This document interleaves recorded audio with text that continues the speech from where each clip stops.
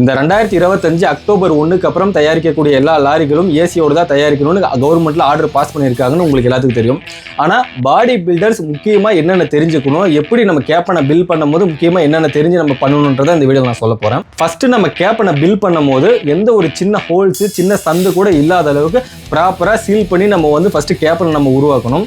ரெண்டாவது நம்ம ஒரு சால்டிங் வைக்கிறோம் இல்லை ஒரு நம்ம வெல்டிங் வைக்கிறோம் அப்படின்னா பேட்டரி சுவிட்ச் கட் ஆஃப்ல இருக்கான்னு நம்ம 1க்கு 2 தடவை செக் பண்ணிட்டு அதுக்கப்புறமா நம்ம வெல்டிங் வைக்கிறது நல்லதுன்னு சொல்றாங்க. அப்புறம் விண்ட்ஷீல்டு எல்லாம் high quality rubber material use பண்ணியிருக்கணும். அடுத்து டேஷ்போர்ட் போல்ட்ஸ் எல்லாமே ஃபுல்லா கவர் பண்ணியிருக்கா, இன்சுலேஷன் பண்ணியிருக்கா நீங்க ஃபுல்லா செக் பண்ணிட்டு அதுக்கப்புறமா நீங்க ஃபுல்லா ஸ்டார்ட் பண்ணணும். அடுத்து நம்ம பழைய வண்டிகளை இப்போ நம்ம ஒரு செட்டு வைக்கிறோம் இல்லை ஃபேன் எக்ஸ்ட்ரா நம்ம வைக்கிறோம் இல்லை சுவிட்ச் பாக்ஸ் நம்ம வைக்கிறோம்னா பக்கத்தில் நம்ம ஒயர் எங்க இருக்கோ அதுலேருந்து நம்ம கனெக்ஷன் பண்ணி வச்சுக்குவோம். ஆனால் இப்போ தயாரிச்சிருக்க கவுல் வண்டியில நீங்க தனித்தனியாக அவங்க ஒயர் ப்ரொஃபஷன்ஸ் கொடுத்துருக்காங்க. அதனால நீங்க செட்டு வைக்கிறீங்க இல்லை சுவிட்ச் பாக்ஸ் வைக்கிறீங்க இல்லை ஃபேன் வைக்கிறீங்க அப்படின்னா அவங்களே தனியாக அதுக்குன்னு ப்ரொஃபஷன்ஸ் கொடுத்துருக்காங்க.